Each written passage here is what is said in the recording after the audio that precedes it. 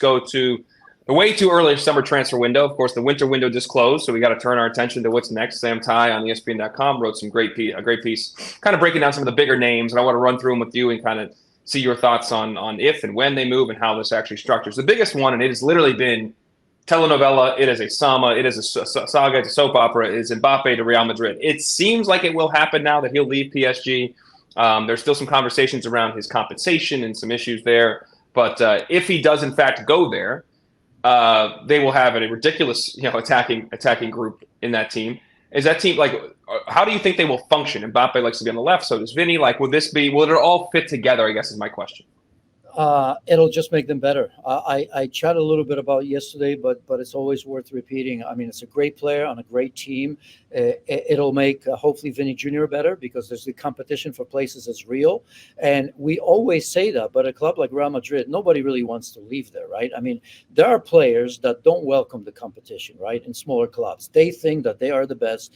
And although it's easy to say for maybe a fan, competition makes you better. But sometimes in reality, players, I don't want to say down tools, but, after being the man, there are players that don't deal with that well. You're at Real Madrid. Where else are you going to go to have that sort of success?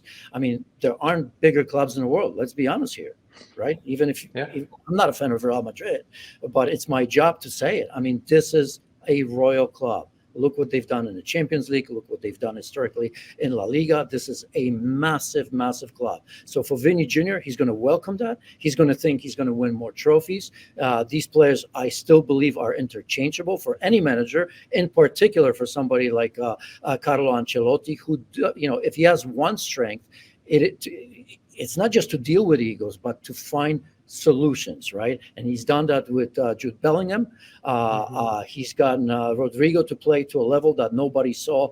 I think before that, these are young players as well. And I think getting somebody in the mix like Kylian Mbappe, it just gives you so many great options in an era where you have to rotate anyway. They'll get plenty of games because of what Real Madrid are. And, pretty soon with Club World Cups, it's getting bigger. It's coming to the United States. You're going to be playing 60, 70, who knows, maybe 80 games a season. So I see just a positive, especially the fact that I think that the pressure, if this move goes, the pressure that Kylian Mbappe has put on himself, he's going to have to up his game. And I believe he's capable of that. This is the sort of, because, I mean, he's been talking about this move. He's been talking about being a fan of Real Madrid ever since he can remember, right? So he's already proven World Cup champion. I mean, look what he did in the final against Argentina. Yeah. He's come close, but this is the holy grail for him right now. He is already considered one of the best in the world. Now with Euros, who knows? He could be a European champion here in Germany. And then if that move materializes, I mean, look, if I had to bet, he thrives on that sort of pressure, and he knows the pressure would be immense to even go above and beyond what he's doing right now. And even now, you can say all you want about Liga. 20 goals, 4 assists. I mean, the man over the last decade scores 25 plus goals every season, and that's it would be. And now let's just say biasly, at least living in America, ESPN and ESPN Plus, we get to watch all the games in the Liga. Liga is a little bit different story, so let's go. He's very, very, very welcome here. We would like that move. Yeah, for sure. Let's do that. And of course, then he could accomplish everything on the club level. He's already done on the international level, as you mentioned, world champ, maybe a European champ this summer. We'll find out. All right, let's keep it moving. Mo Salah, Liverpool potentially going to Saudi Arabia. Now, the Saudi transfer market, dry up is a strong term, but spending almost $1 billion in the summer and very, very little money in the winter window raised some eyebrows in terms of the finances there. But he was a guy that they've targeted, offered reportedly $200 million this summer to Liverpool. Do you see Liverpool cashing in on that and moving on from Salah at the same time that Klopp is going to separate himself from the club? Of course. I mean, I think we all see that even if Klopp would stay, right? Because I think he's at an age where offers like this don't come along. I think the market in Saudi Arabia, I don't know if it's drying or not, but I mean, for Mo Salah, it may be drying for players like you and I, but but not him. Yeah, he can name his price if he wants to go over there. There is no shortage of money to bring somebody like Mo Salah because it's a statement on many levels, and we've done that.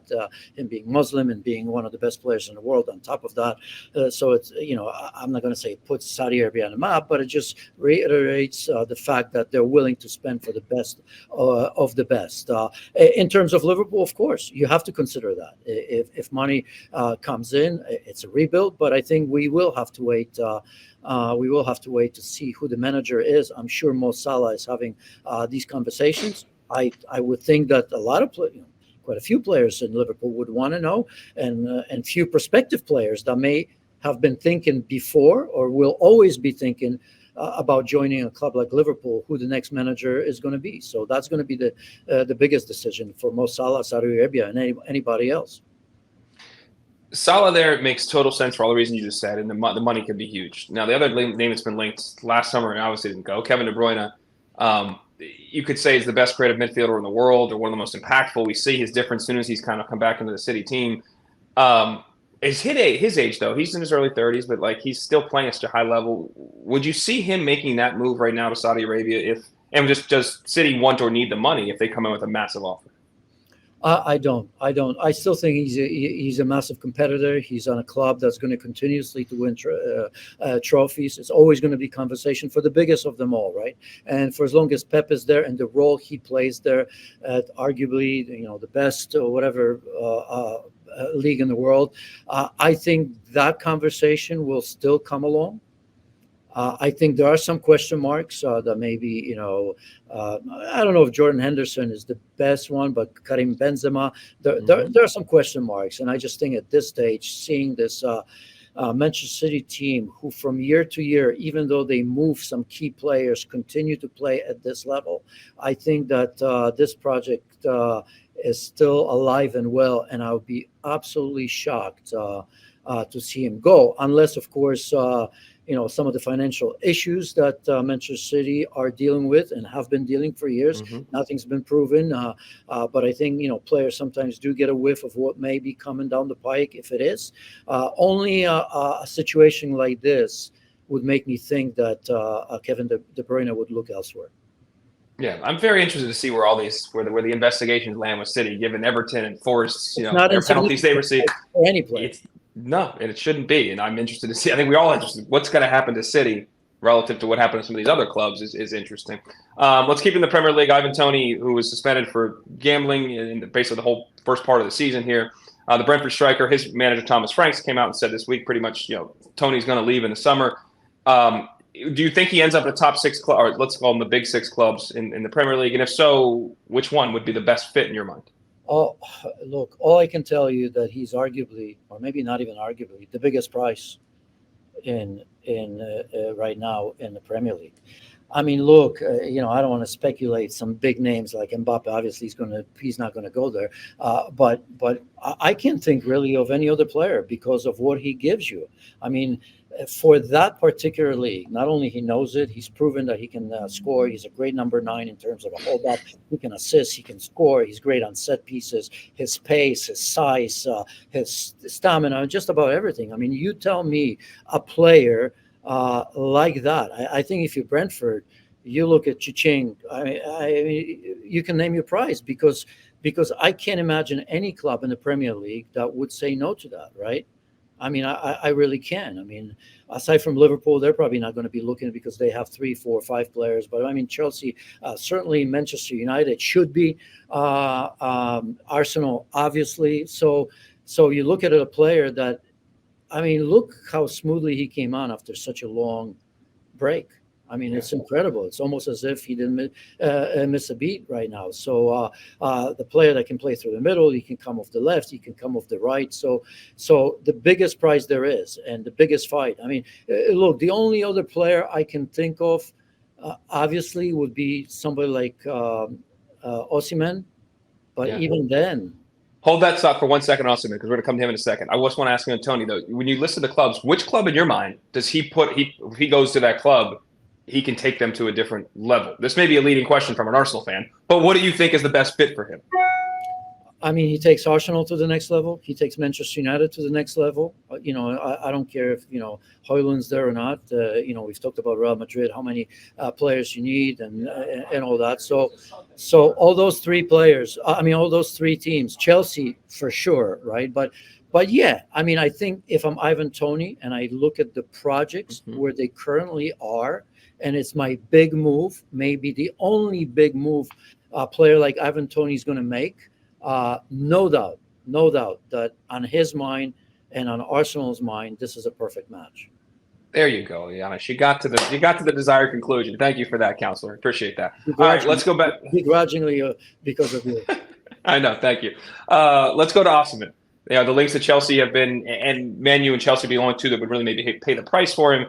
Chelsea seems to be the leader in the clubhouse. We just talked about the money and the situations they're going through right now. Is that a move they could and should? Is that a move they should make for both the player and the club? Well, I don't know if they're going to be capable of making that move. That to me is going to be a big issue. We always talk about it. We started the show, but for those of you that are just joining it, Chelsea have to be on the brink, as we know it, financially right now. If they have to sell players, they're not going to make money on some. That's for sure. So if you look at Osimhen, if you look at De Laurentiis, he's not an easy one. Look at somebody like Piotr Zielinski, who's paying the price right now. We all know he's going to go to Inter, but he's been frozen out. He's not going to be playing in the Champions League because they didn't put his name on the list. He's not. He wasn't even in the squad in the last game as well. As we know, De Laurentiis plays a hard ball, and he said it. This is going to be 100. And plus. So, who can afford him? Can Chelsea do it? In the current environment, the way Chelsea are, and when we've spoken about Caicedo 146, Enzo Fernandez 132, can they even try to push it on their fan base, that sort of a player, and spend that kind of money? I don't know. I don't know if he's going to be that easy of a sale, because it seems that teams may be becoming frugal. I think there's going to be a market in the summer, but the market has gotten smaller for everybody in terms of spending that sort of money. I don't know if I want to say that he's missed the window, but I wonder if De Laurentiis is thinking to himself, wait a second here, I'm looking at January and the amount of money that Premier League spend, which is basically zero. Yep. You look at issues in La Liga, you look at Germany, who, aside from Bayern Munich, and they already spent 100 plus with Kane. Is there a market for a player like Osimhen that's 120, 30, 40, 150 million dollars? I don't know. That's what's been fascinating the last really 18 months, 24 months, how different the market has changed within all the leagues in terms of what they can spend, the finances, and how these things are all shaking out. It's been fascinating. I want to end this one quickly. Aaron Ramsdale seemed like he was going to be the number one keeper for Arsenal for years to come. David Raya comes in. Arteta makes that change. We know it. Ramsdale's been sitting on the bench almost ever since September. Do you think he makes some moves? Will he be capable of taking a number one spot in the Premier League and even for like one of the higher end clubs? Like, where do you think he falls? Because I hope so. He deserved it, right? He lost the competition. That's fine. That's not because he didn't play well, because he was outstanding. It's just because Mikel Arteta was looking for something different, right? It wasn't replacing a goalkeeper who didn't perform. He did that and then some for Arsenal Football Club, right? So I think everybody else around the Premier League or elsewhere have seen that he's been a great goalkeeper, one that you can trust, one that can still develop. He's very young, so I think there will be market for him in many clubs, and I hope he does it because he deserved it.